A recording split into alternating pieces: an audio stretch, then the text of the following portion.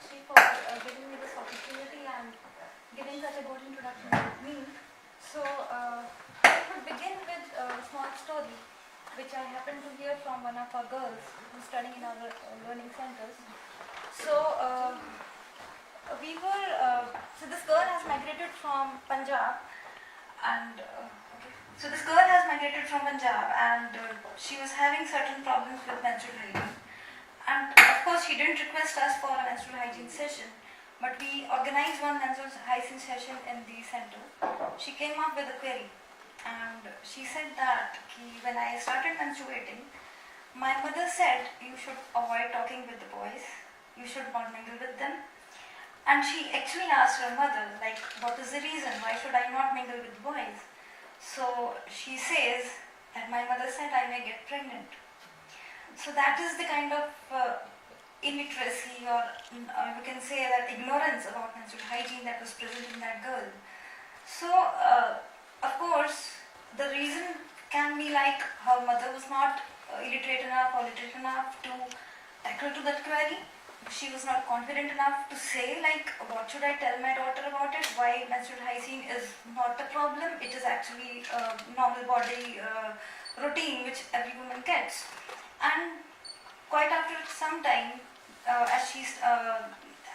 this was the initial period when she started menstruating, there was a gap of around 3 months. She didn't get her cycle.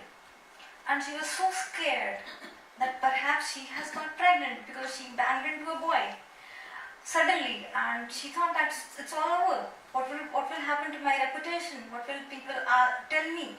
So that was the case.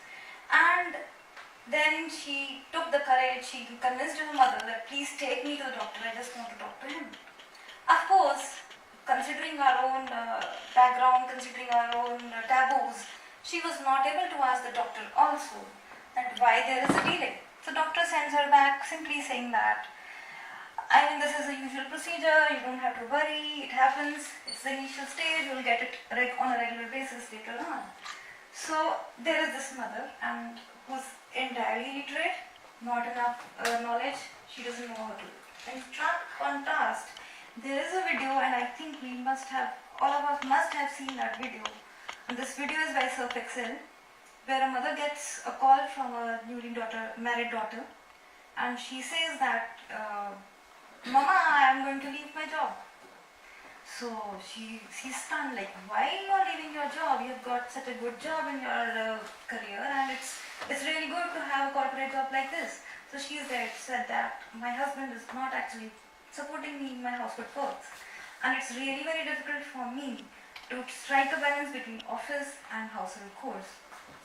So, and then while she was communicating, she just saw her own son, who was throwing clothes on the floor. And she then realizes, it is very much possible that her husband is actually not supporting her. And so then she realizes her own mistake. She asks her son to come and help me washing clothes. So the Surf Excel ads ends. So the point I want to make is that there is a huge difference between both women. One mother who is not able to tell her daughter like what is menstrual hygiene, and the other mother who knows, who actually gets to know, who gets conscious about it, like it's my own problem perhaps that I have not raised my own son in that way, that he would understand that these stereotypes are not meant to be replicated on and on from one generation to the other generation. So the point I want to make is that education is the core of, and I say that education can be the core of achieving gender equality in our society. The one big example that I can give is of our own organization, Deepalaya. So, Deepalaya has been working in the education sector for the last 40 years now, and our core area of competence has been the children of slums, migrated population who have come from different states, Bihar, UP, Rajasthan, where they had those stereotypes which that first mother had.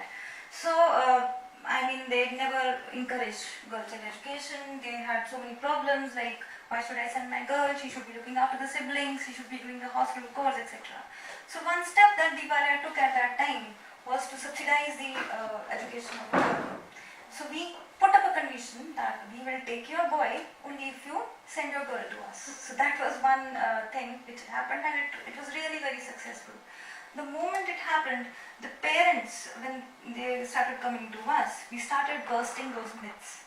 Like, this is not alone for boys, this is not alone for girls. So both of them can be equal partners, they can have equal rights. And after 40 years, when I see my alumni, when I see our children grown up, they are on their own, they are working, they are self-reliant, so I can see a big change happening in their own families. I have seen the fathers and the daughters, there is such comfort level over there. The daughters can very openly say that I am going out for a night party, I would be late. So that's the kind of frankness that has come into those families.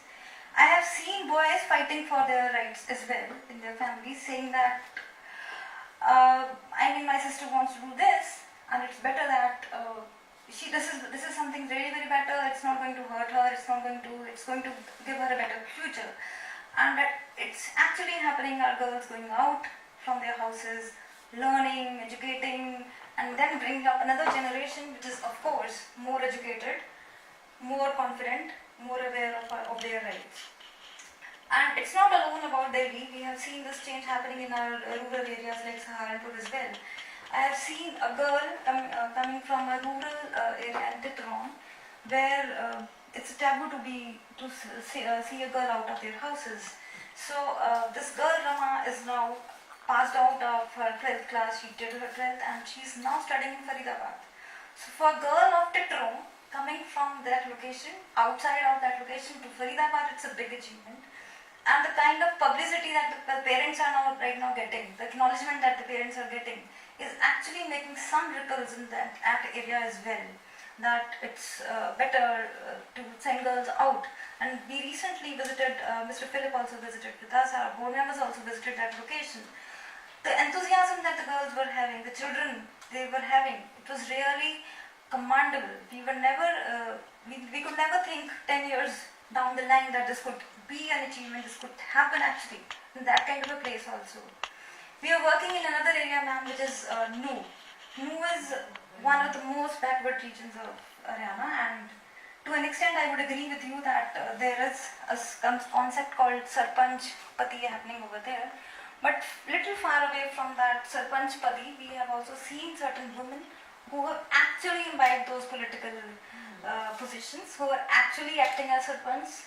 And this happened because we had a program of gender equity, we had programs of self-help groups where these women were actually encouraged to, first of all, take some money from their husbands to save a little bit of money, let it be 10 rupees, 5 rupees or 50 rupees, and Deepalaya used to give a matching grant for that. And consecutively, what happened over the period of years was they inculcated that habit of saving. They had a huge purpose gradually, and men were then becoming dependent on the women. So that also happened in place. Of course, that's not a larger change because we as an NGO, we have our own restrictions. We don't have funds and all those issues are there. But what I feel after listening to so many people over here is that if as stakeholders, if we all collaborate together and put up a movement kind of a thing, we may see some change really happening in the society. We may see certain things happening gradually in the next generation, if not in this generation. And that's it. That's what I want to say. And on a personal note, since I am a mother, I have a son, and he's 8 years old, and I've already started, working on his own habits, developing his own habits. I have taught him certain values which were taught to me, but of course not with the stereotypes. And he has started helping me out in every weekend, doing small things, small tasks. And one fine day he says, "I really realize, Mama, that how tired you must be after doing such a great work." So, and the feeling that he had after that makes me go, wow, this is the actual feeling that we should have amongst our sons. Yeah, and thank you so much for giving me time. Thank you. Thank you so much, Ms. Kaur.